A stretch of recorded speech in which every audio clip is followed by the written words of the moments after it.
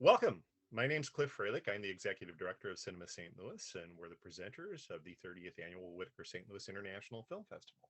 Um, we're pleased that you're joining us for this master class. It's one of a series of four that we're doing throughout the course of the festival. We have one more seminar that's going to take place tomorrow afternoon at 1 p.m., same time. About BIPOC filmmakers in documentary that I certainly would encourage you to sign up for. Everything is free and it's available nationwide, actually worldwide. So if you know people who might be interested in that, let them know. Um, this particular event is a conversation with Sam Zvibleman, who is a native of St. Louis. So we'll ask a few questions about that initially, but I know people are also tuning in from elsewhere, so we won't dwell on that St. Louis connection. Sam is best known for his work on Pen 15, the great Hulu series. So we'll spend a lot of time talking about that, but I also want to unpack a little bit of his early career. Before we do that, I want to thank the sponsor of all of our master classes, which is the Chalapa Vedavali Foundation.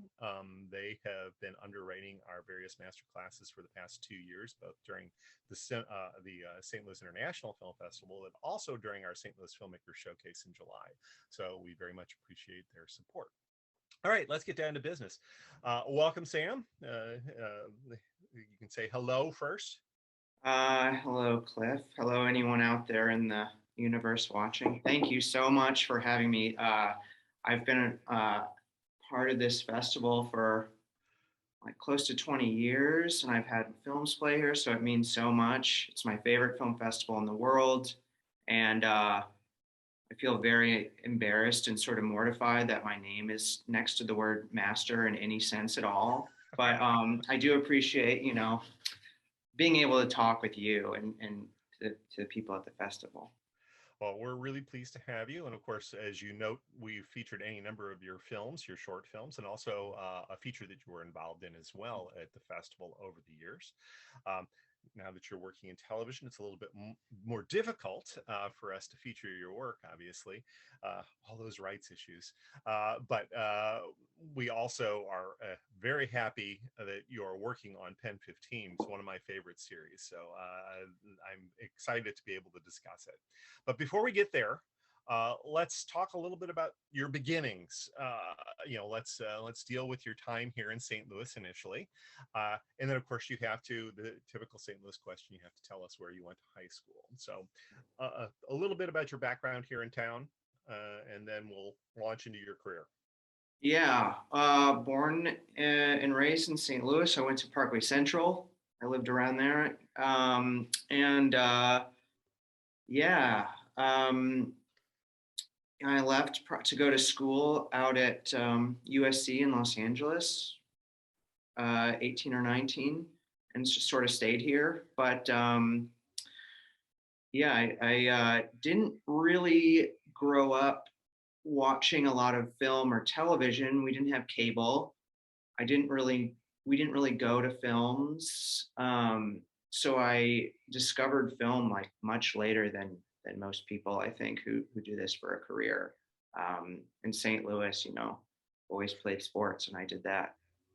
So presumably, sometime in your teen years, you locked in. Since you went to USC, were you going to USC specifically for film school?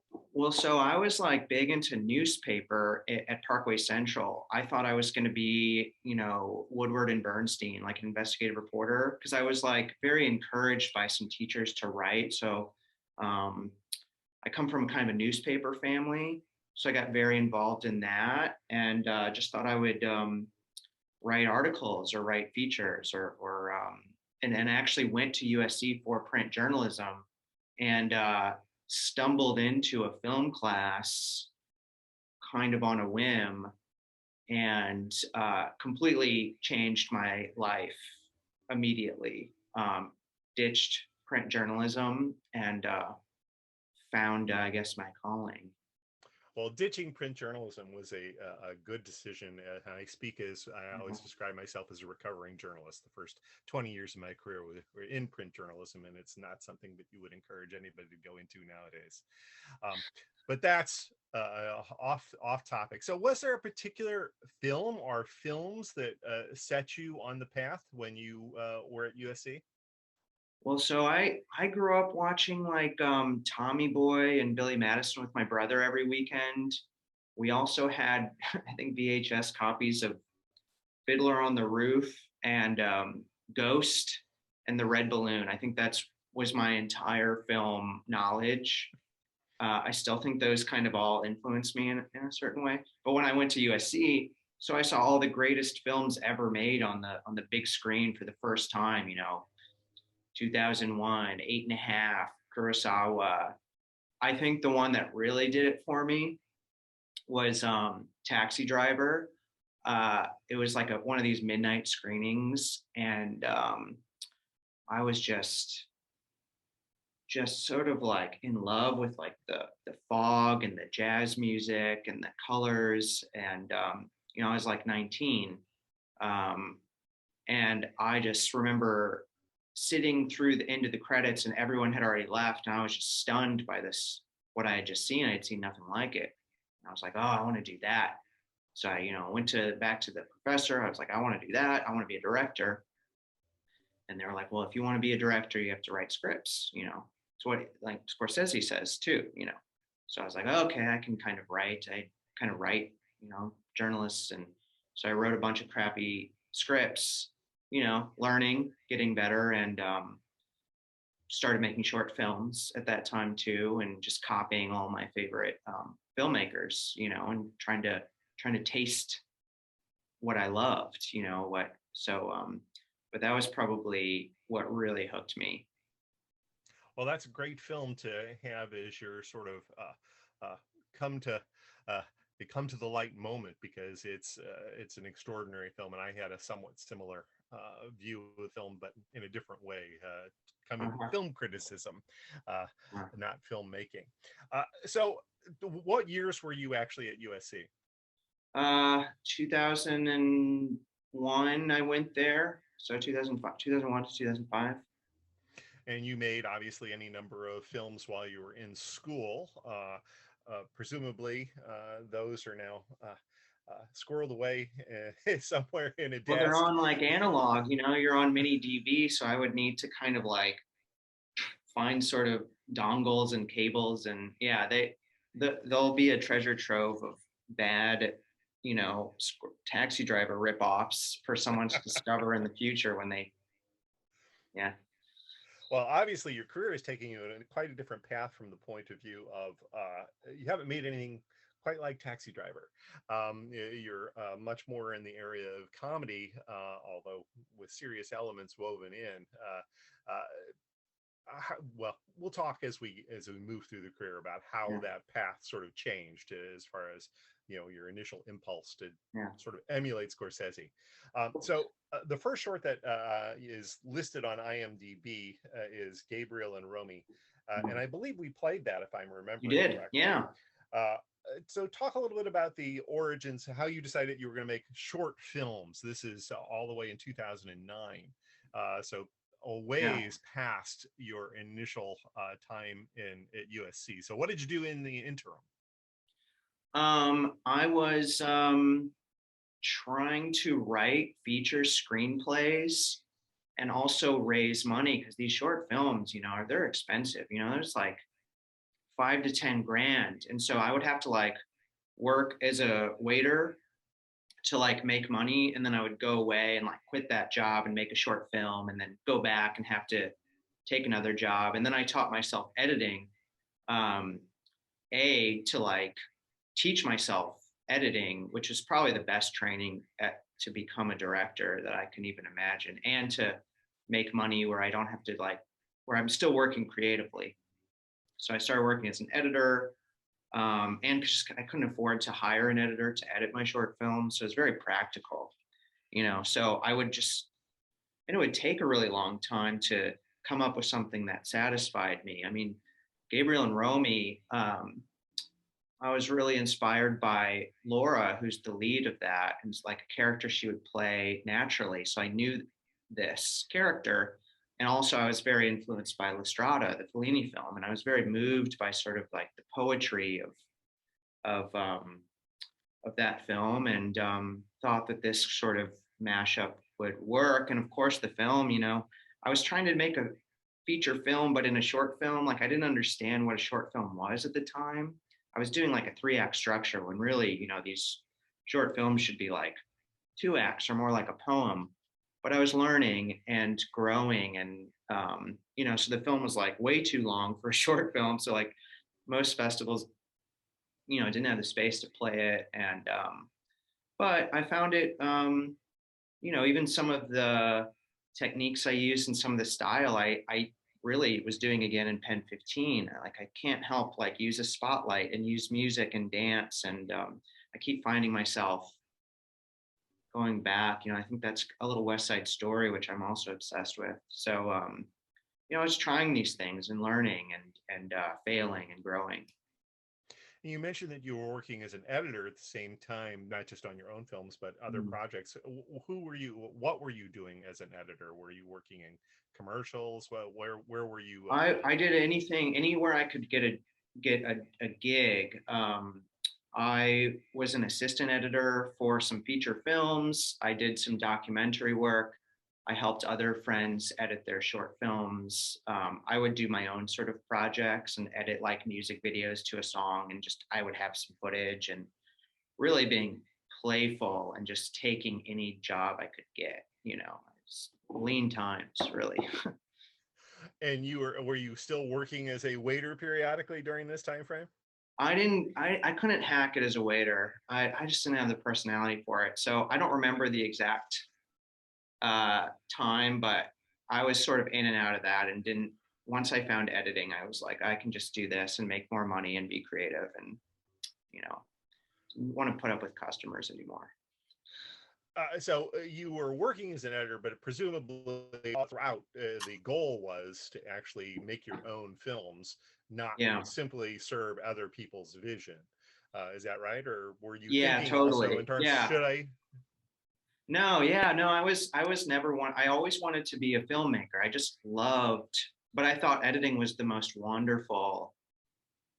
It's what makes it the art. I loved the piecing together and sequencing, and I find it just so fascinating. It's one of the first things I learned at film school, was that um, editing and filmmaking could be like writing, but you had a different grammar. So like an example, I still remember on the very first day, it was like we were watching, I think, Two for the Road, and there was this kind of dissolve, and the professor pointed out like, okay, that could be like an ellipses in writing, and I was like, oh my god, there's just total new creative grammar, and I've never let that go. I just absolutely love that you can shoot and edit and create punctuation or grammar, or structure, or even sculpture, that sort of is a different way of writing, which I just found so much more fun than like journalism writing.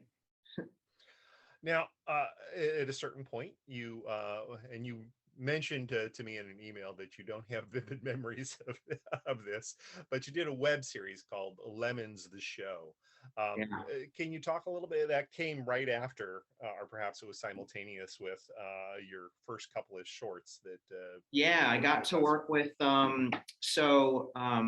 two other Parkway Central graduates, Joey Clark and Howie Kramer.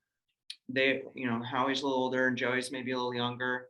They were new to LA, and they reached out because they were wanting to make. They had written this comedy web series, and I frankly think I was the only director they knew, and that's why they reached out.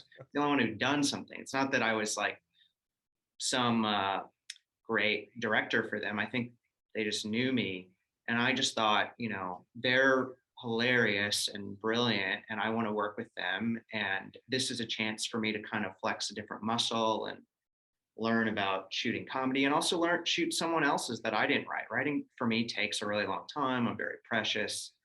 And there was this material that was so funny already, actors that I knew were funny. So I was like, I'm going to look good just by showing up and helping how I could. So we made, I don't know, something like 6 episodes in like a weekend or 2 weekends, and just, super film school spirit, which is like a camera. My friend Ali shot it. Joey and I were editing it, and it's just a camera and a sound person and the actors. Like, real run and gun. So that was just like a learning thing. And it was with friends, which is how I like to do it. And did it resonate at all? Did you actually find an audience with that online? Um, I don't know. I actually don't know. You'd have to ask Howie and Joey. Um, that was like early days before everyone did a web show. So there wasn't sort of like the platform where we could go and sell it. Whereas like a couple years later, I think they were just ahead of their time. Like a couple years later, you could find these platforms. But I think when we made it, we kind of just didn't know where to put it, you know? So it'd be like on our Facebook or whatever. And I don't know how many views it got. Probably not that many. Maybe people will rediscover it. Do you know whether or not it's on YouTube at this point? It's got to be. I hope it is. I have no idea. Well, we'll all have to go and search for it Yeah. at this stage. Then you did a couple more shorts, Je vous adore, and another film we played, the Rwanda Blend, which is a terrific little movie. Can you talk a little bit about the origins of that and what you were doing while, or were you continuing to edit while you were making these short films? Definitely. I was still editing. The Rwanda Blend was like my next one where I was going to spend a chunk of money, you know, 10 grand, which is so much, like put me in credit card debt forever that I just finally got out of, thank God. But the Rwanda Blend, I was reading a lot of Murakami and also getting into coffee. And I just found the tone something that I would go to a coffee shop and really appreciate coffees from Africa, which I still am, like very snobbish, but delicious. And I was wondering about the history of these farmers and how it relates to like me who's drinking it, and kind of a strange tone, and something totally different that I hadn't done before. And something that wasn't really a rip off of, I wasn't doing Taxi Driver or Fellini. It was like, this is something different that just sort of clicks with me. And again, I sort of made the same mistake. It ended up being way too long for a short film. But what that did do for me was Anna and Maya from Pen 15 saw that, when we were starting to be friends, and they found, I think, it interesting, or at least different enough from what everyone else was doing, for them to sort of like trust me creatively. So, it didn't like play a lot of festivals. It didn't have much success in like the way that I was hoping, but in a different way, it was even better because it allowed me to find, these collaborators. Now, did you know them before you made the Rwanda Blend, or did they I find think I you made the through Rwanda film? Blend before I met them, and then I met them in between when it was finished and when it started screening. So it really came together. Like I had become friends with them, and then the film was done, and we showed it. It was at a festival in Los Angeles, and they came, and all my friends came, and it was a really lovely thing. And they just sort of saw this. They think of me, I'm just like a normal guy. I'm funny. I like friends with them, and then they saw, this thing. It's like, oh, it's something else going on, or at least you're trying something different. I think they responded to that. And that obviously set you on eventually a path that you're on right now. So we'll get to that, but I want to have a few more things that you've done in between, and one in particular I want to talk about. But before we get there, you did a series called Take My Wife. I'm curious as to how that came to be. That was shortly after the Rwanda Blend. Yeah, I ended up doing this web show called Little Things, which was really, if I have like any advice that I would give myself or other people, my friends John and Leah had this idea for a web series where each episode would be 1 minute long, and there's like 8 of them, and they're like kind of funny, kind of sweet, sometimes sad, and we did a really great job with that.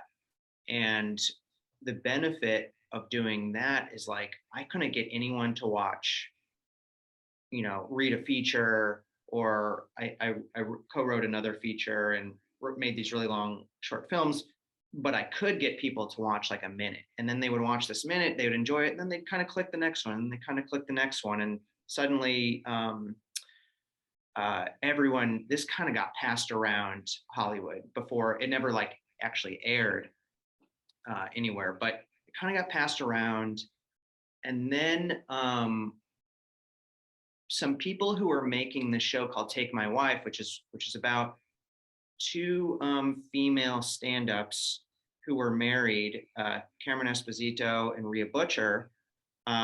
They were doing a half-hour show about their lives as gay women who were married and also doing the same job, which is stand-up.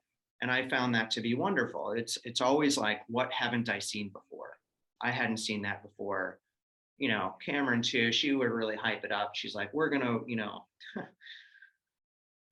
we're gonna blow the world away. This is so radical in terms of like, we've never seen actually married couple women, on screen doing a show together and creating it and starring it. And, felt like this kind of radical activist thing. And I was all in for that.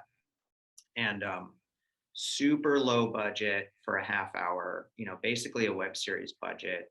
But I took some people on a crew, my cinematographer, my art director, production designer, editor, who I knew and trusted. And we just kind of did what I always end up doing, which is just kind of run and gun and push and try to make something beautiful with very limited resources. And I was really proud of that, of doing that. And I did every episode of the season, which is extremely hard. But, again, it's like I learned so much. I was working with people who are non-actors as the stars and trying to figure out how to make that real and make the performances good, which they ended up being great. Not because of me, but because they were very compelling to watch on screen, I thought. And then as it happened, that platform also died. It was called CISO. And I think that series is now on Showtime. I think they ended up finding a way to put it out there. But I just love that because again, it was something new that I hadn't seen and I hadn't done. And this presumably was paying work as opposed to Yeah. a lot of the projects that you had done previously where you were paying Yeah. to get them made. Yeah. Yeah. Yeah. I had some other opportunities, but they all sort of sounded, too similar to what I've done or too sort of basic, but this one sounded great. And there was pay, there wasn't much pay, but it was like, that didn't really matter. It was like work. I mean, it does matter. Of course it matters. But it was a chance to have a great experience. Now, right around this time, actually before this time, we skipped an important thing, and that is you were co-writer on a feature film, The Sound in the Shadow, which we also played here at That's SLIFF. right. Yeah. Talk a little bit about that. You were not the director of that particular film. It's somebody that you worked with. Yeah. So as well. I wrote this movie with my college roommate, Justin Miller, who directed the film. And Justin is a brilliant filmmaker, and we lived together for years, and we sort of have the same sensibility. And we would meet together in his backyard, and his neighbor was like, you could hear everything. And so we were sort of like doing this rear window sort of mystery thing, which really just tickled us. And we would write that and eventually made it with other people we went to school with. That's probably the best part about going to film school for me, beyond learning everything, was meeting your collaborators who are going to, work for practically nothing and like hustle and make something. We made this film for something like, 40 or 50 grand, which sounds like a lot, but in fact, it's like not nearly enough. but we had this wonderful crew and this wonderful cast, and we're putting all this stuff on credit card and loans, and just fighting the good fight. And so very that got to play a lot of festivals. We won some awards. I found it really, you know, amazing. I loved that film, and I love everyone who was on it. It was such a family and such an important learning experience as far as my career. And you learn a lot, but you also, if I knew too much, we probably never would have done it, because we knew. Now looking back, I'm like, I would never have, thought we could pull that off for so little money. Is the film available currently? Do you know whether or Yeah, not it's yeah, accessible to folks? yeah. If you Google The Sound in the Shadow, again, it was kind of like we were into Murakami, this Japanese mystery writer, and Hitchcock, and um, uh, but yeah, you should be able to find that online. Okay, good. And then one last question about that, and that is that obviously you were an aspiring director. You had directed already. I'm curious as the co-writer of the piece, was it always going to be Justin's role Yeah, as yeah, he the had the money. director? Yeah, he Ah, had the okay. money, so he's like, I'm gonna make a film. Will you write it with me? And I, love working with him, and he's really sees things from different angles, and I was always a huge fan of his short films. So it was a chance to collaborate, and frankly, I learned a lot about directing from Justin, like things that really blew my mind that I still use. So yeah, I was probably directing over his shoulder a little bit. I couldn't help myself, but no, I was excited to work with him. I hope I get to work with him again too. Good. Now, the next project that I want to talk about is something that I discovered just by looking at your filmography, and then went and watched on YouTube. And that's a CBC project that you did called the Nados of Duquesne Island, which Oh is yeah. just terrific. Oh Uh, but I'm curious, and we'll talk a little. I'll let you explain what the yeah. premise is. I'm curious as to how this St. Louis kid ended up working on a CBC project that is a parody, essentially, of the sort of CBC documentaries made in the mid '70s. Uh, Yeah. so, talk a little bit about the origins of that. Oh, that's I love this project. It's something I didn't write. I was lucky enough to get to direct it, and that is simply because a very close friend of mine, named Aaron Schroeder, who is Canadian, he has his family owns this cabin on a lake. So he was like, we should shoot something here. It's an interesting location, and why don't we just be smart and write to what we have available, which is so smart. And Aaron has this like really wonderful voice, but the premise is, so in the 70s, well, I guess through many decades, Canada, CBC, which is like the PBS of Canada, would make these documentaries about ordinary Canadians. And they're super dry, they're super boring. It would be like a farmer, and they would just follow this guy, or a guy fixing a car. And they're just like mind numbing, but kids would have to watch them. So Aaron's idea was to just make one of those and pretend it's real. Like it's not a mockumentary. It's like as if the CBC had unearthed one of these docs that they had never shown. And it's about this very strange self-isolating family in the 1970s. And there's sort of like an incestuous vibe to them. And I found the tone really interesting, because we weren't trying to do Christopher Guest. We weren't trying to put jokes in. We're trying to make it real. So I love this challenge of, how do I make something narrative, but also they shot on one camera, so you can't do coverage. You can't get your line and then come over here and get their line. They would never have gotten that. So I love this idea of like, how can I tell the story using only the tools that they really would have had, short of having a real film camera. Um, so it was Aaron had written this. We had a few actors playing the family, and an extremely small crew, 5 other people who we all lived on this island together, 12 of us maybe. for a couple weeks.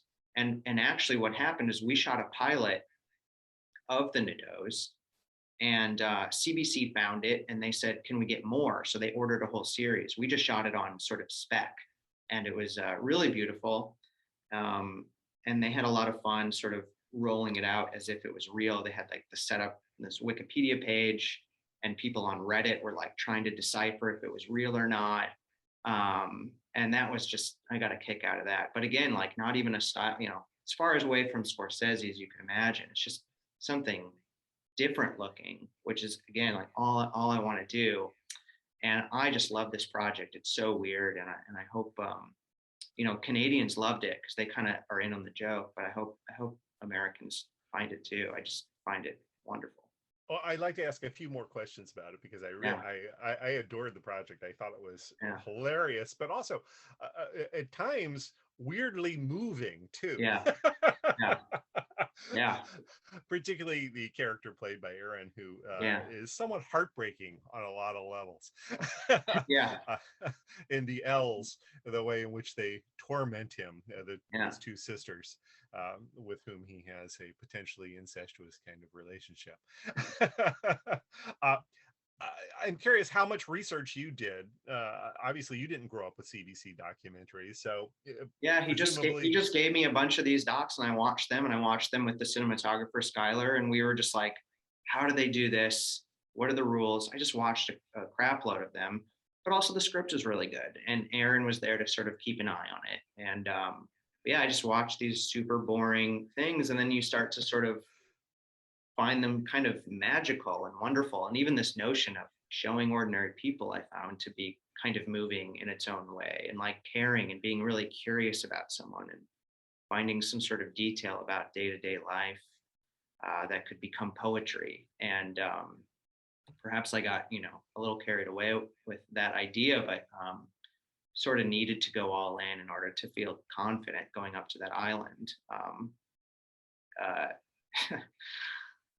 It was really hard too. That we used to call it the Revenant. We're shooting the Revenant because we're shooting in we had to take a little 6-horse boat, to the island with all this gear, and everyone's lugging gear, and there's mosquitoes and weather elements. It was very dangerous and kind of dumb, but you were young and crazy, and but yeah, we called it the Revenant because it was very hard to make. But when you see it, it's beautiful. It's all this background that you can't get anywhere. You can't get in Los Angeles, you can't get in St. Louis.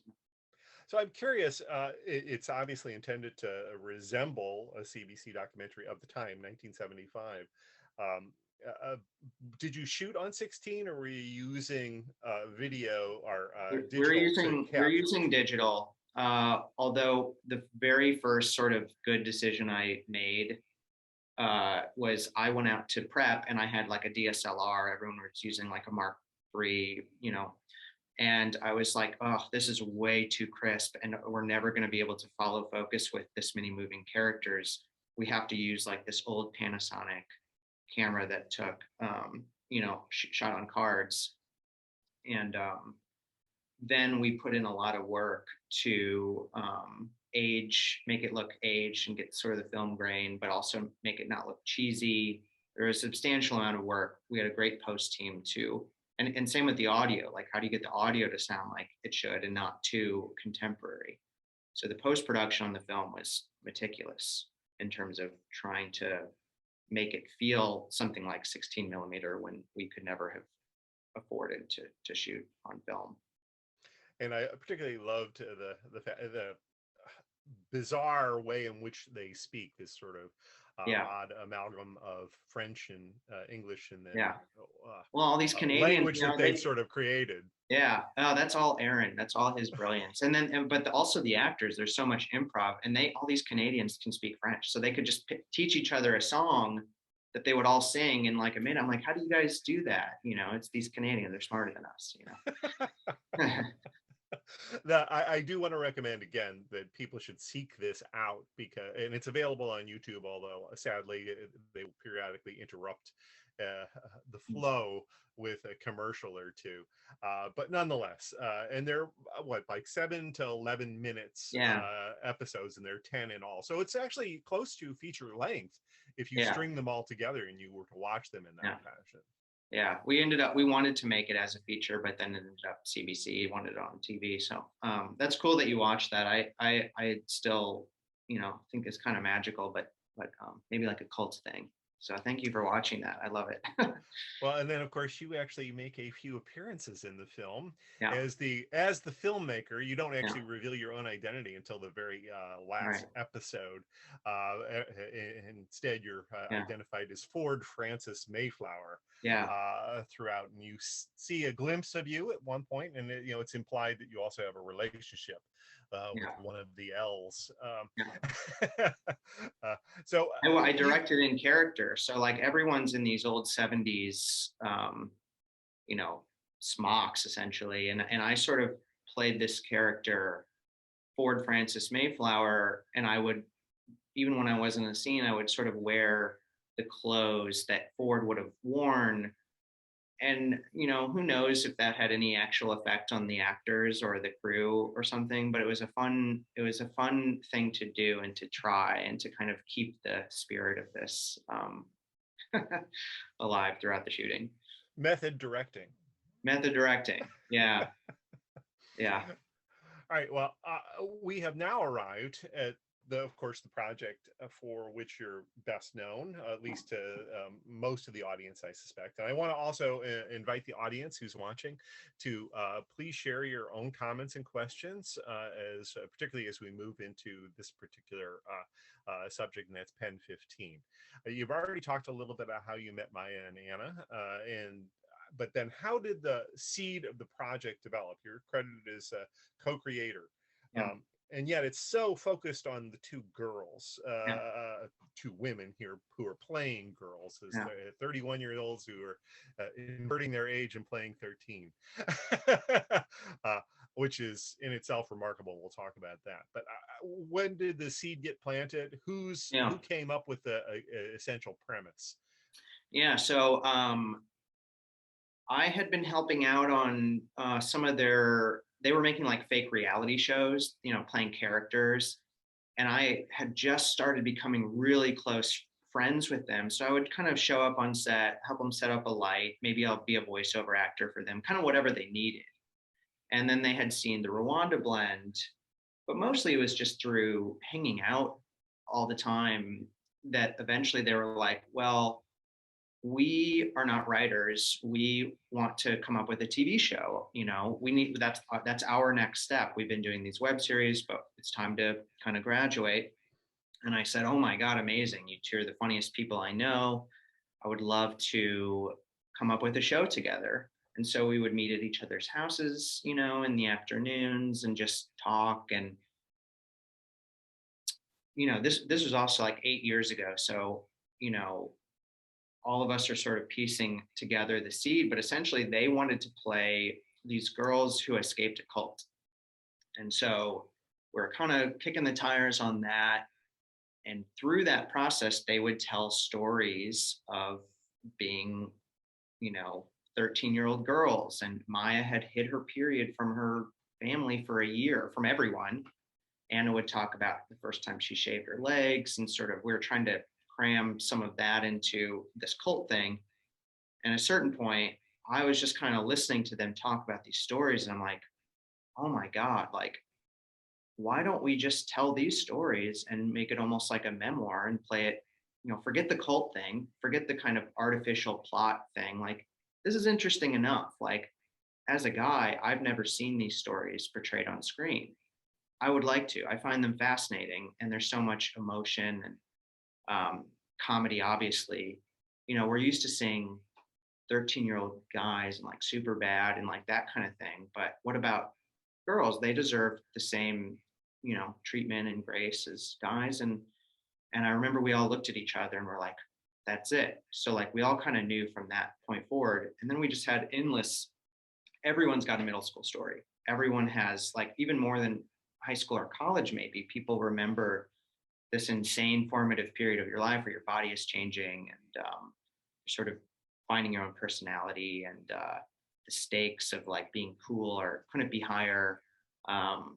And we just had endless stories, and we had a lot of fun uh, imagining, they look young enough where I was like, and they're so, I should back up too, like they're brilliant actors. So I trusted that they could pull this off. If I didn't think that, I would have run away, I'm like, oh my God, we're going to do Strangers with Candy. Not that I dislike that. I love that show, but this shouldn't be a sketch because I wanted to play it really real. And so did they.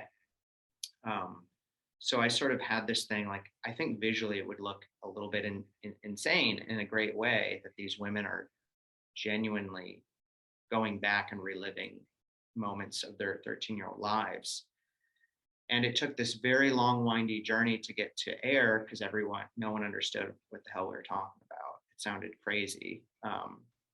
And anyways, we could talk more about that if you think that's helpful, but that's where it started. Yeah, well, it's a pretty radical concept, obviously. I think most people probably would have approached it from sort of a Wonder Years point of view, where you have the adult looking back, and you would have a 13-year-olds playing 13-year-olds, as opposed to the women whose experiences are being reflected on screen actually playing their younger selves. Yeah. I can't imagine that it was an easy sell when you went in to start pitching that. How did that process unfold? Well, everyone said no except for Hulu. It was very important that it wasn't Wonder Years, or that it wasn't feeling like some sort of Disney or Nickelodeon show. We wanted to portray middle school as it really happened, which in our case, in anyone's case, is R-rated material, So how do you do that with kids and girls, and what's the line there? And the girls the women, Maya and Ann, are fearless. Maya's talking about her starting to masturbate at that age, and how do you play that? When you're a kid, you're hiding that in your room, and then you're like pretending to still be the little girl with your parents out of shame that they could find out. And I remember we were pitching HBO, and Maya is telling the story and showing this grown middle-aged man a picture of her and her dad. And she said, like, 5 minutes before that, I was masturbating in my room like a bad man. And this poor man said, I want to vomit in my mouth. And that was sort of the end of that. And luckily Hulu sort of got what we were going for. And that's sort of all you need. You just need one, Before we have a whole bunch of questions and comments that are coming in, so I want to get to all of those momentarily, but I have one more question before we move to those, and that is the one show that strikes me as being a potential reference point, but largely told from a male perspective, although not entirely, is Freaks and Geeks. I was curious as to whether or not that was at all something that you three thought about as you were constructing the show. Oddly, none of us really saw that show. Again, I don't even know if it was on cable, but I didn't have that growing up. What we did start to kind of peer at it a bit because other people were making that reference. And I think what we did like is that we are telling the story of like the losers, the outcasts. And they do a really nice job with like real faces. And that was absolutely critical, that it doesn't look like, again, a shiny Disney kids who are like, theatrical in the performance. And what we did like is that they looked like real people who we went to school with, and that they mixed comedy and heart. And it gave us a real opening where they've sort of laid the groundwork where something like this could be possible. Although our main reference point was a film called Welcome to the Dollhouse by Todd Solondz. And we wanted to, we weren't quite as nihilistic as he can be, but we just thought it's the best thing ever. And we were constantly, that was sort of our true north, more than anything else. Solans is a remarkable filmmaker, and welcome to the Now House, which we've also played at the St. Louis International Film Festival, in Yeah, one it's of our amazing. earliest festivals. Um, yeah, he's a pretty interesting filmmaker who I think doesn't get as much credit as he deserves. Yeah, absolutely. So let me, I'm going to have to remove my glasses so I can read these questions because they're in very small print. First, a couple of comments. Carlo Di Piazza says, "Hi, Sam. Loved Pen 15, one of the most ambitious shows on TV." Atlee Thank you, Weber Carlos. says, "Hello from Mexico City." So we have people Wow, from everywhere. Thanks so much for featuring Sam in this masterclass. I love Here's a Mexico City. I just here's a went there for question. the first time. Oh, well, maybe you ran into Atlee. Question. Stephanie Safe says, "Hello. Was it challenging for you to encapsulate mood and experiences of girls who went to middle school in the 2000s? I personally was blown away, as well as friends who could translate it." So, the very general sort of question. Well, it wasn't me. It was Anna and Maya. You have their performances that really dictate the mood and the tone. Um, so there's only, my theory is like there's only so many emotions. Like I understand jealousy of a friend. I understand not getting the attention that you want. So those are things I totally understood. And then you have the brilliant performances to really execute that in a truthful way. So I had this great luxury of looking really good because they're so great. And then we all wrote it together. So I knew exactly what was behind everything that we wrote and that we talked about. Right. Another question from Alessandro Canarazzi. He says, "Hi, Sam. Were you already thinking about how to direct or cut a scene while writing it?" And she adds, love Pen 15. Yes, I would sort of try to insert more like cinematic moments into the script writing process because my mind just kind of naturally thinks in terms of like that language. So I would be able to kind of shift and scripts and tones and moods based on some sort of visual or audio or even musical element that I can just like put in right away. And then a lot of times I just simply didn't know how it was going to work out. So sometimes I totally knew during the writing, and sometimes we'd find it in the edit room. And initially, during the first season, you did not direct your first episode, I don't believe, until, what is it, episode 7? Yeah, episode Yeah, I 7. did the last 4. So was that a deliberate choice to wait to Well, tackle I the I was very interested because the season sort of evolves from sort of uh, more um, more comedy to more emotion, and I just knew I could handle that sort of emotional stuff. And I had this like early like vision early on of what some of those latter scenes would be when Maya's hiding her period and the girls are having this fight during a sleepover, to the point where I was like, I need to do that. I know how to do that. I know how this could be great. I could see the potential of it. So I sort of um, uh, really wanted to get into the feeling stuff more than just the comedy stuff.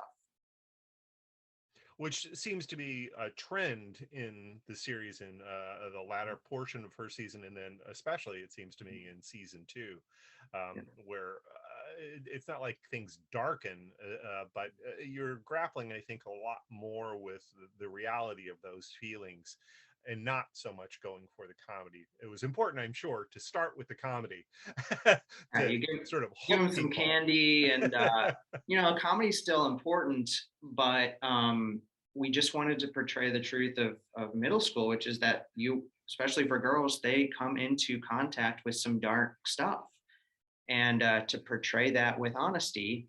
You don't want to always just be laughing at them.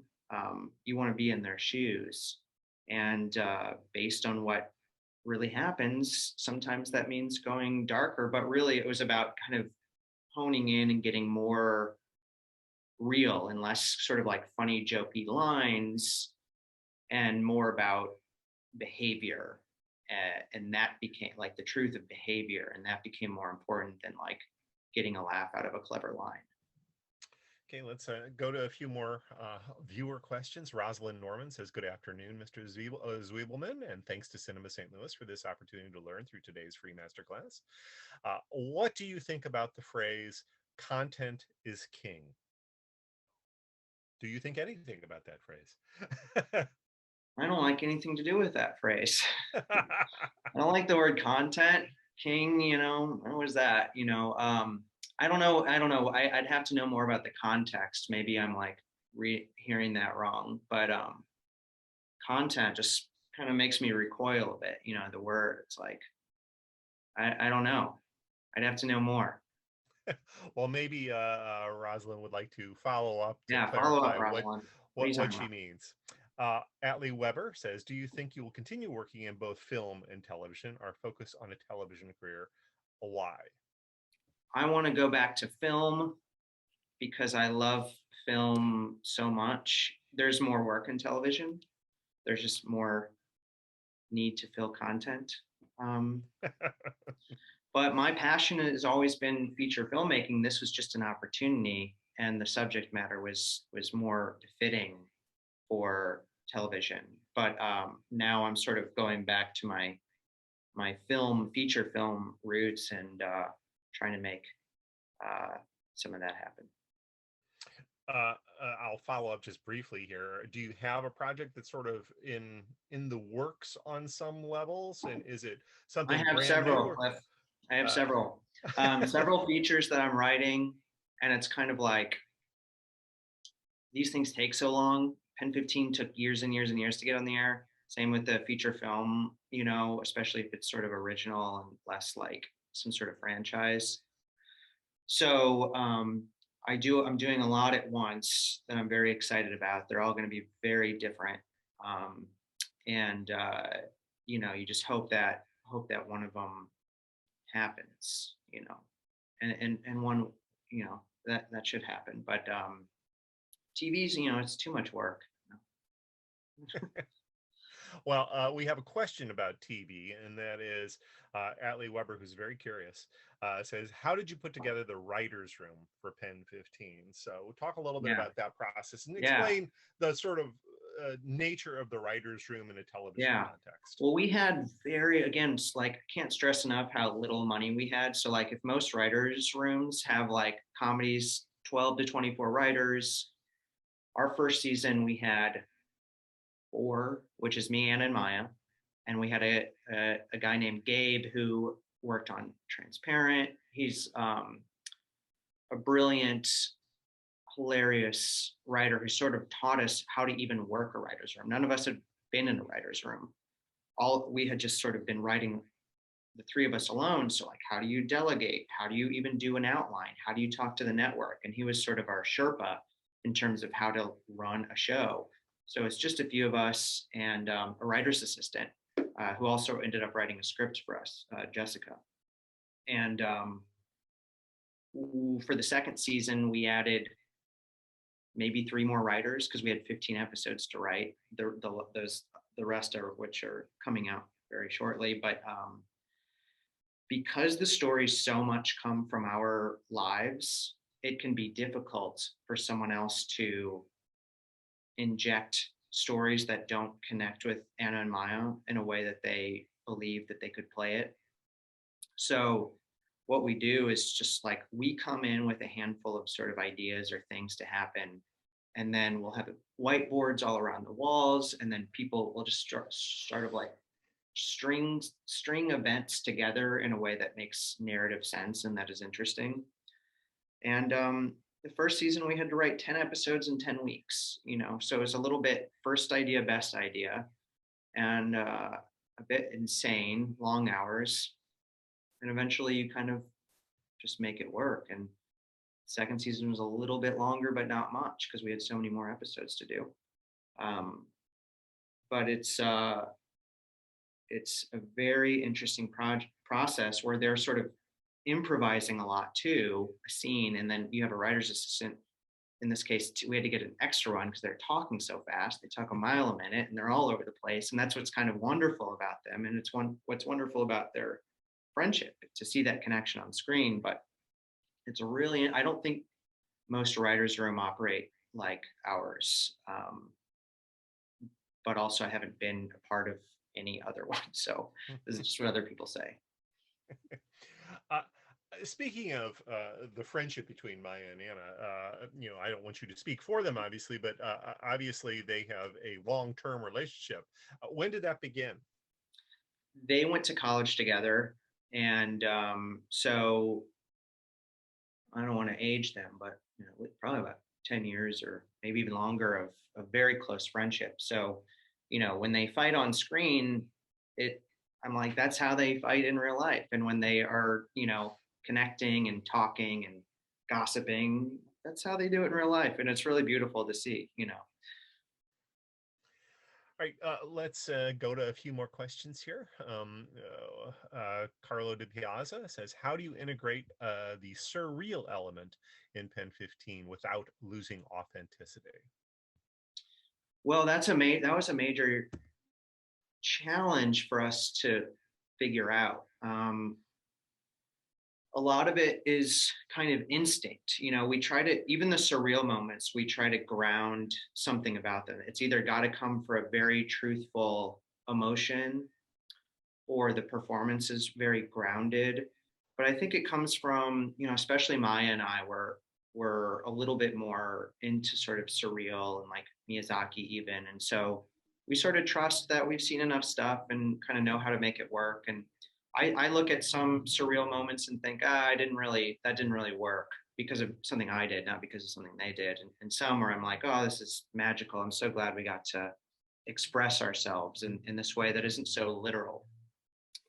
I sort of like get bored easily. So like to play it all Welcome to the Dollhouse, over the course of 25 episodes, it's going to get dull and repetitive.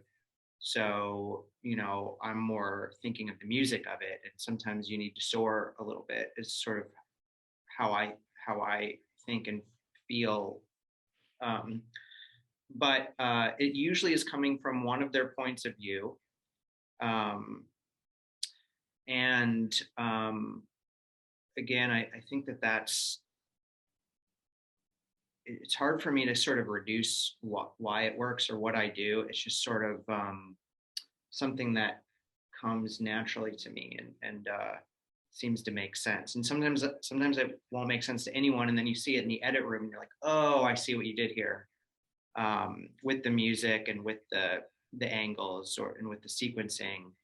It can only sort of work that way. When you try to explain it ahead of time, it's like a mess. It sounds insane. So you sometimes just have to do it. And luckily, being, the three of us being the boss of the show, no one's there to tell us you sound insane. I don't know what you're talking about. I don't trust you. Well, I didn't have to really do that to anyone but them. Does Hulu give notes with regard to the show? They do. And the first season, there was a couple people who really believed in the show there. And I think we were so small and they had no idea that they had some sort of successful project on their hands, and we were going so fast that we would get notes and then have one day. And it's either kind of like we take the notes or not. We just don't have time to even talk about this. There's just the turnaround, edit an episode in a week, which is mental. We're there till 3 a.m. trying to do all we can.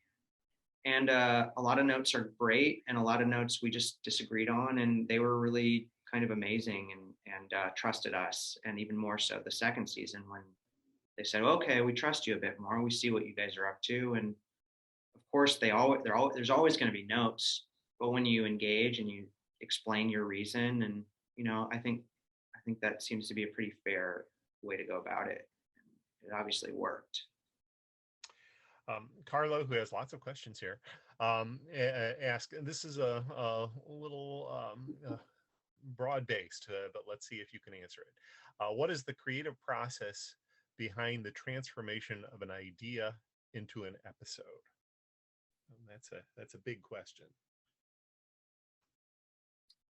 Well, you try to hold on to the initial spark, whatever kind of gets you excited, and then you kind of dig around. And in practical sense, maybe that's like showing an image or playing a piece of music or some sort of interaction of dialogue. And then you sort of say, well, how do we get there? Or where does it go from there? And what's the honest way it would go? And sometimes you know, my own uh, change has been to to follow the idea, not try to like wrangle the idea into my um, how I want to do it. Uh, it's more like I'm more into like the mystery and tracking this mystery and discovering than having it come from me and trying to make it work the way I think. So I don't know if that's answering the question, but you kind of just have no choice sometimes but to keep at it with and keeping what kind of excited you in the first place, and just not giving up, you know, when it doesn't make any sense or when it's not going anywhere. Like that's the worst, you know. That's what every creative goes through. There's always that period where you just want to give up and it sucks, and it always sucks until finally at the very end it doesn't suck so much. This is a question I suspect a lot of people have on their minds. What did the dynamics look like on set between the actual 13-year-olds, Maya and Anna, and the crew? Oh, it was wonderful. I mean, it was magical. I mean, most of these kids had never acted a day in their life, which is why we cast them. So we didn't want people or kids who were trained to overact. So all the kids became really close friends with each other too. It was almost like their summer camp, which I found just really wonderful. Like they really liked each other, and they really committed, especially in the second season. They really brought it. They knew their lines. Um, and I adored working with the kids. I just found them to be so magical, and you know, occasionally they would be like, I remember it. We in the first season we were doing the school dance episode, and none of the kids knew, you know, who In Sync was, and none of the girls liked wearing these like low rise jeans. Like they hated the wardrobe. So I sort of felt that it was like a science fiction show to them. They're like, "What is this? Is it weird clothes and this weird music?" And we can't say yes, queen. We can't improvise that. They didn't say that back then. You know, we had other slang. But it really kept it kind of fun.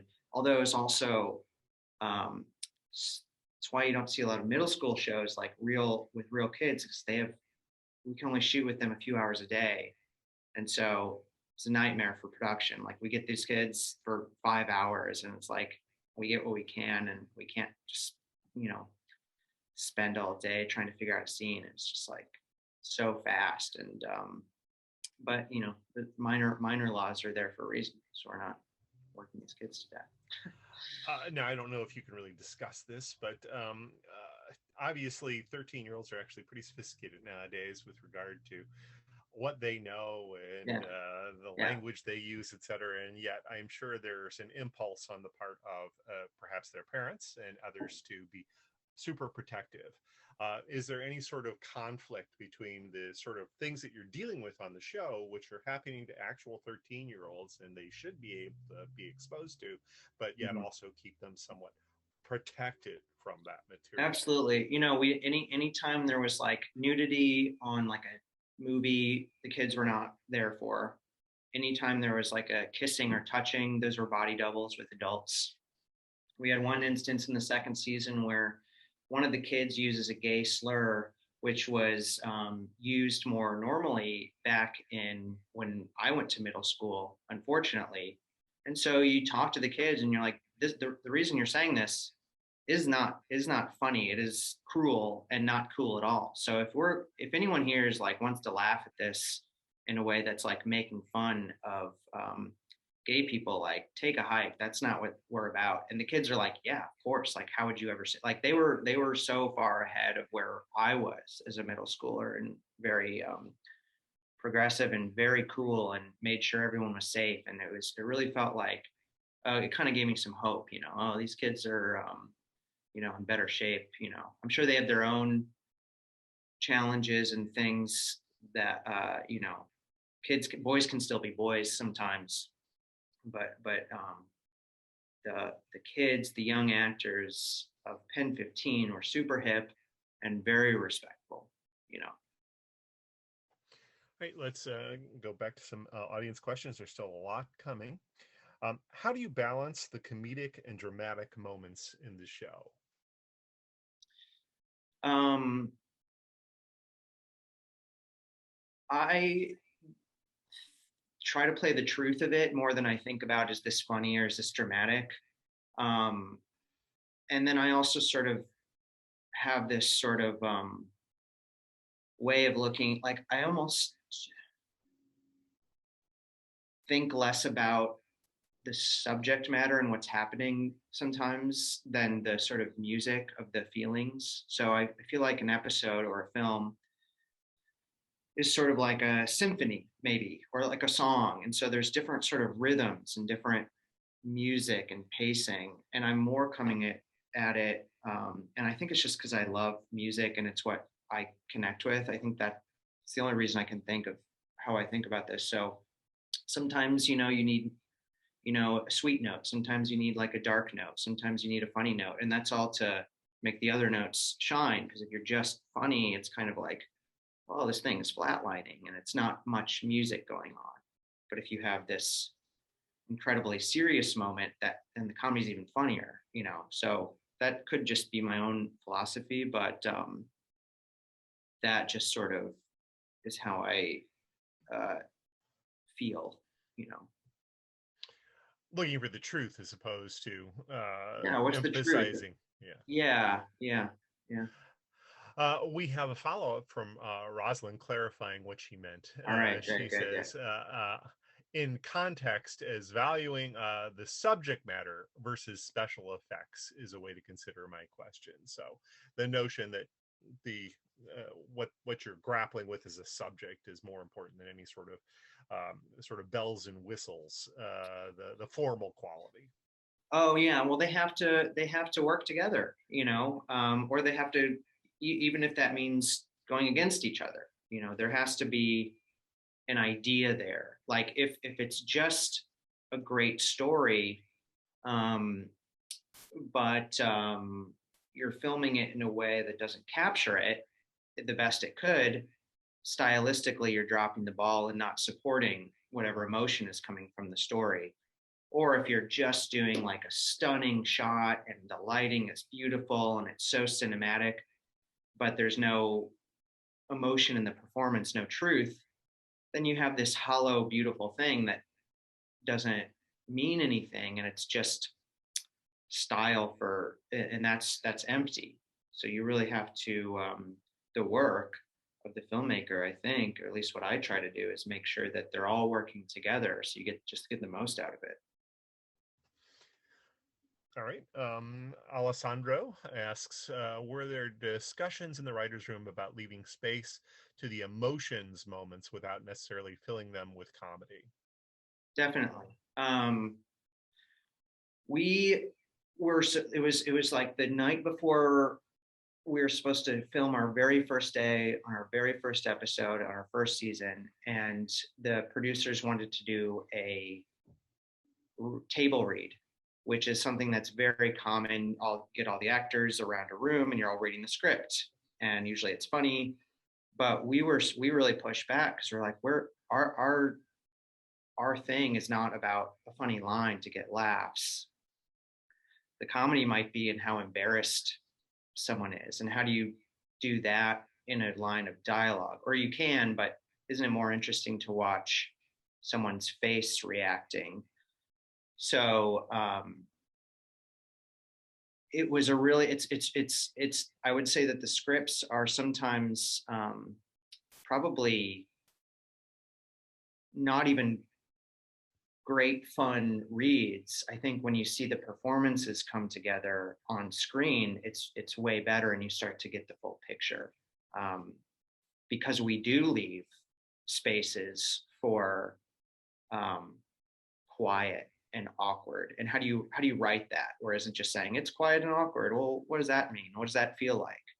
um, but we sort of knew that, and it really helped having Anna and Maya sort of play those out so I could understand the tempo of how that might look on screen.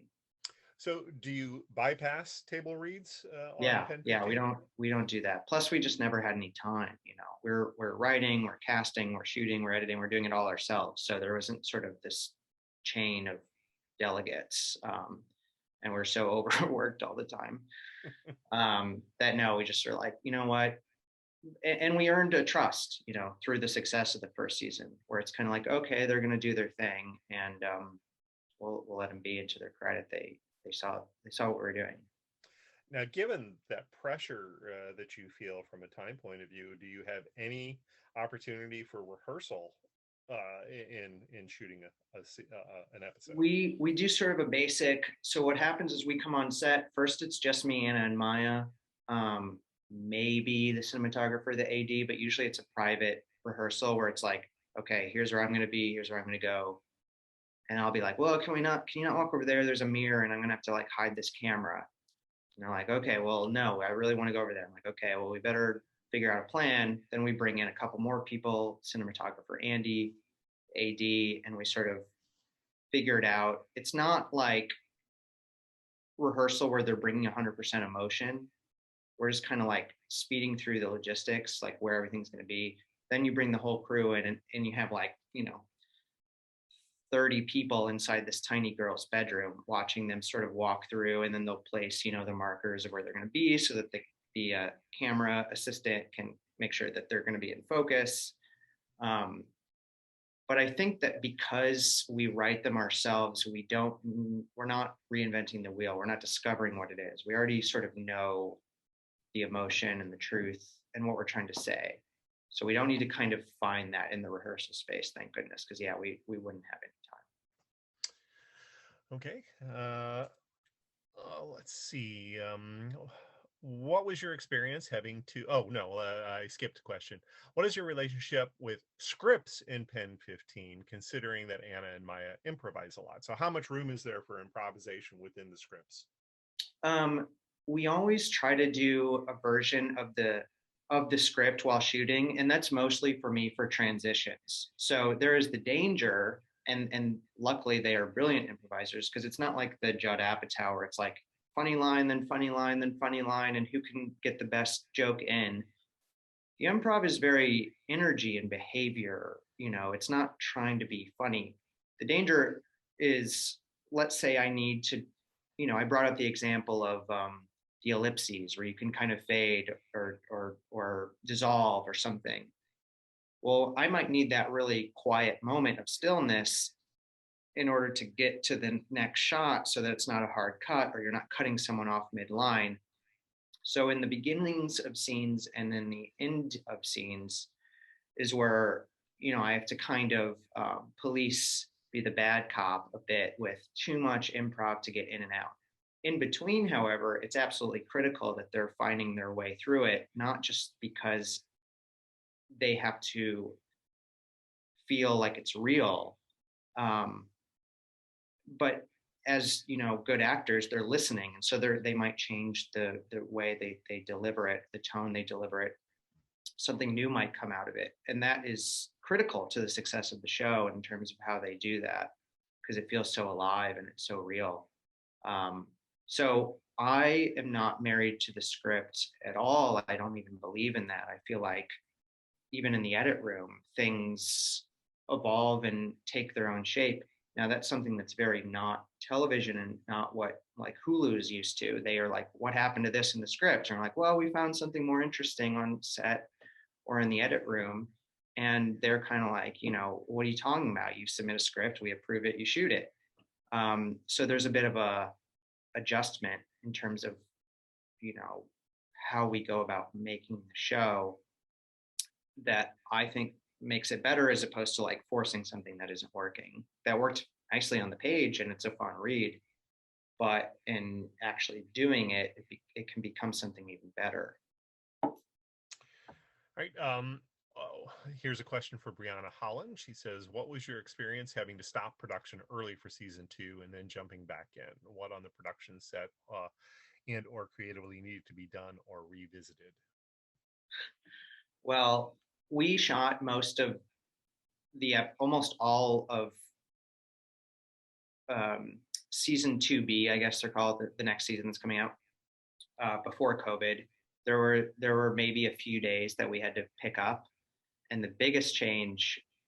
Luckily, I wasn't directing this episode, but the character who plays Sam, Taj, we're shooting.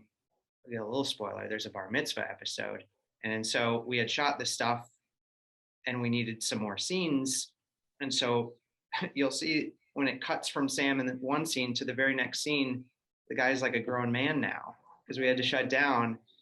But we were sort of like, well, like that's what middle school is. One day you're a child, and the next day, you're like a man. So, so in other words, we're sort of justifying it with the realities of middle school, but it might be really interesting to see on television a change like that. But we had shot almost all of it before COVID, thankfully. Now, that is a challenge, however, doing a show that you're actually using 13-year-olds, the fact that you do have these growth spurts and radical changes take place. I don't know where things are with Hulu and then whether there is going to be a next season. I don't know whether you know that yet. But what's the plan as far as moving forward? I don't know if this is never say never, but I think we've decided that these new episodes will be our last ones. We felt like we've told the story. I know Hulu wants more, and never say never, but I think that we're all sort of wanting to, we felt like we've creatively given it all to this particular story. And then, too, the whole problem of like kids, do you have to recast them? We had these conversations like, do we have a new Sam, or do we just put them in a new school? Or there's all these things. And it was kind of like, well, maybe we're not, maybe we're sort of did our thing and like told our story. But for sure, those are really interesting questions only because of that, that the body changes of kids at that age. But we always called it like a circus. We're always like, this middle school is a circus. It's like a freak show, respectfully, but it is, Right. Let's see. Do you agree that some of the most dramatic scenes can be the most comical, as well as some of the most comedic scenes be profoundly dramatic? Absolutely, I agree. I always felt that like, even if you're like crying at a scene or very emotionally moved, then you think back, you like sort of take a step away and you're like, oh my God, I'm crying at this woman pretending to be a 13-year-old. I find that the very notion extremely deeply funny, not in like a laugh out loud way, but in sort of like, that's really interesting that we're so invested in these characters. And I think that that's what life is. Sometimes in a really sad, like horribly sad moment, there's something that funny happens, someone farts or like, like some interruption. And I think that that is something that we're always interested in capturing, because that's how we feel that life is. It's not, life isn't a half-hour comedy. It's drama, and it's comedy too, and it's everything. Here's something from Jennifer Alexander, who apparently must know you. She says, "Hey Sam, I regret not saying hi when I saw you at a party a couple of years ago." Maybe you don't know her, but she regrets not saying hello to you. But at any rate, I love the animated episode. If the show gets picked up for season 3, we just discussed this, would you want to do more animated episodes?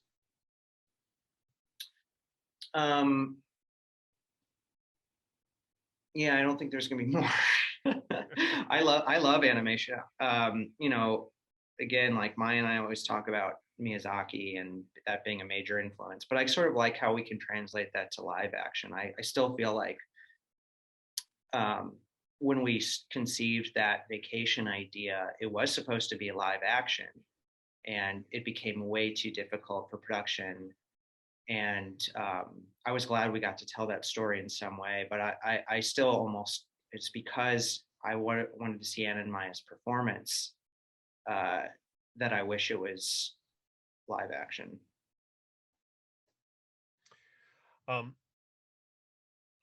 What were your directions? This is Carlo again.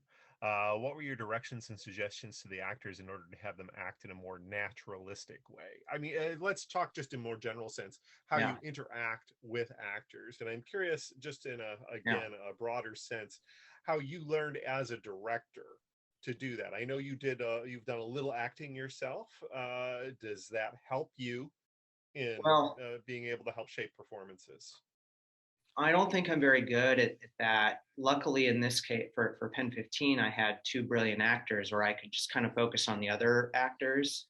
One of the best things I did learn while editing is because I'm like, you're listening to all the in between the takes because you're kind of just cycling through trying to find something that works. And I would hear my own voice talking to the actors. And as I'm listening to this alone in my headphones, I'm just going like, Sam, shut up. Like, what are you talking about? Just be quiet. So I learned a lot of like just less is more, and like making the vibe good and making sure that they know that I'm there and that I'm not going to let us go on until we all feel good about it. Um, Working with the kids was different because it was kind of like taking their energy down and not performing it and just sort of keeping it really simple. Um, and then, working with like the actors, like the woman who plays Anna's mom, Melora Walters, who's like in all these PTA films. And she was a dream to work with. And same with uh, Taylor, who plays her husband on the show, Anna's dad.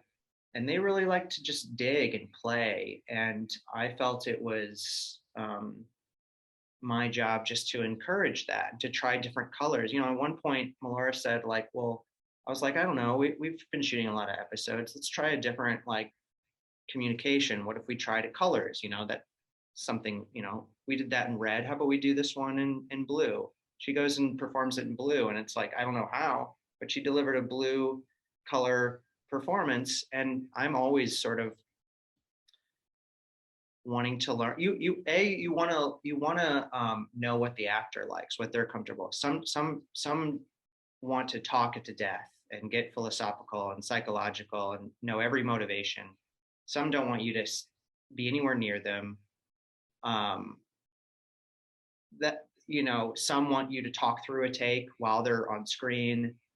um, there's all variations, but I do not like to be over at the director monitor, like far away. I like to be right up there with them to show like, I'm here to catch you.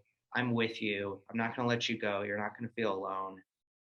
And I'm like kind of the first audience. I'm sort of laughing, or crying or whatever the emotion is. Like I'm there trying to connect with them, and I quite like that. But as far as specific language, it's something I um,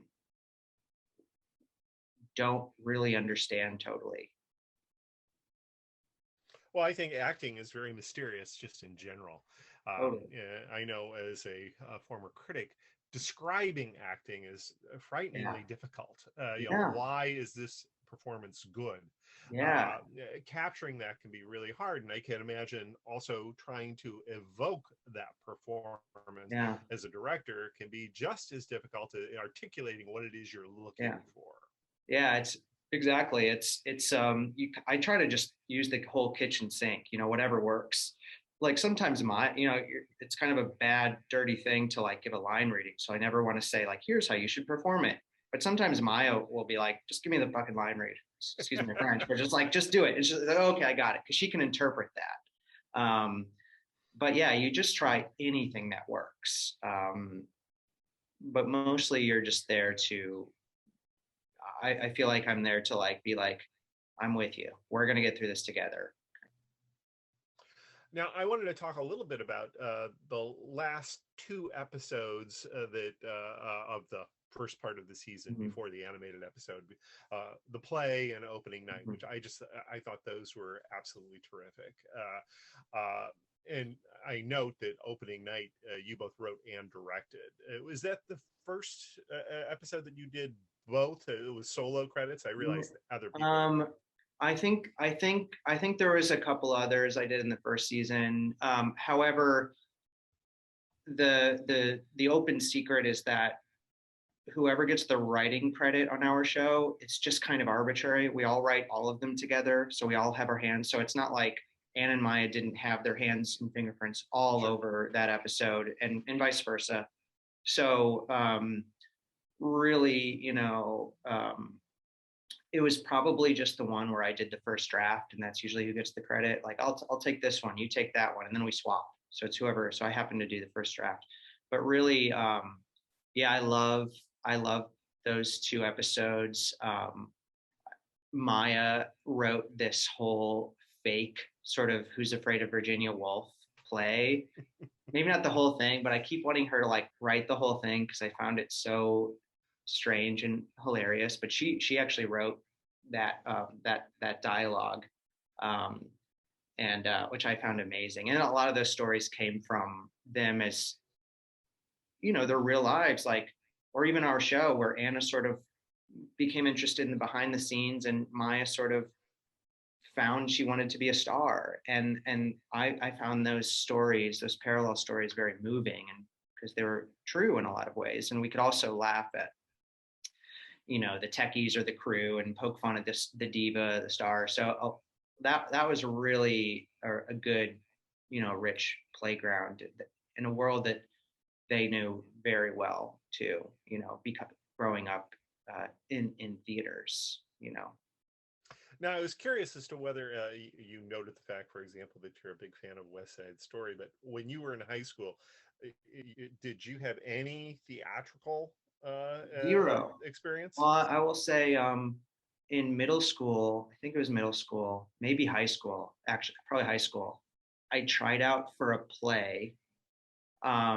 And I think I was the only one of everyone who auditioned to not get some part. So that sort of ended my theater life. So I had no clue. I had friends in theater, but it might as well have been a different planet. I knew nothing about it, never considered it. I don't know why. It just was never came into my orbit. So my way into these episodes was really through like the filmmaking, like what is it like to be behind the scenes and in front of the camera, and so many stories were from their lives too that it was very easy to portray and very fun. All right, we have a couple. We're almost at the end here, but I have a couple more questions and or observations. So Andrew Boyle, who's weighing in, I believe, for the first time, says, "Hi, Sam. Thanks for being here. What did editing the project do for your directing and writing the episodes?" Well, I just knew that I could do. So we had to shoot. I think the biggest thing for editing is what you need. We had there was a day where we shot 15 pages in one day, which a normal movie or show, you're supposed to get a good day is 3.5 pages. So we're going at the speed of light. And where my editing background helped is knowing I know the kind of the bare minimum of what we need in order to make this all cut together. And also sort of make stronger choices and not have to get a shot of everyone talking. I could be more selective and maybe more interesting, hopefully, but still trusting that this will come together in the edit room. So I had that sort of confidence that I could make the day, and that it will all cut together, because there's no reshoots. We didn't have any money for that. Carlo asks, how do you handle bad ideas from writers? Well, the only way to get to a good idea is a bunch of bad ideas. So it's like, it doesn't feel like that in the moment, but you kind of have to be grateful for the bad idea, because you need to like throw the spaghetti against the wall, and someone needs to come up with something. And then you can say, well, okay, it's not that. So that helps us go, okay, well, it's going to be over here. Since we don't like that, okay, well, at least there's a starting point. So, but, in terms of like, let's say a writer has a pitch and it's not really landing, well, they get it. It's just kind of like more quiet, and everyone's kind of looking around and kind of like, huh, versus someone's got a good idea and immediately it's like, brilliant, yes, yes, yes. So you don't have to say like, that's a bad idea. You kind of get it through the reaction of like, Okay, maybe that's not hitting with someone. So you're really reading the room. And in your case, of course, it's a distinctly different kind of writer's room than what you were describing earlier, where you have 24 people in which you've got Right. this mass of Yeah. ideas that are coming at you, and you do have to really sort of sort through things that are clearly not good, and Right. those that But trust me, might be viable. we all have 100 bad ideas a day, maybe more. Truly, I'm not being like, you know, humble. It's just that's the only way to get to the good ones or some more interesting ones. All right, well, we are a minute away from the conclusion of this, so let's wrap things up here. I cannot thank you enough for taking the time out of your day to talk about your career and Pen 15 with the audience. We very much appreciate it. And I hope, Sam, that in a couple of years from now, we have a feature film Oh that we yeah, can let's do it. have at the St. Louis International Film Yeah. Festival.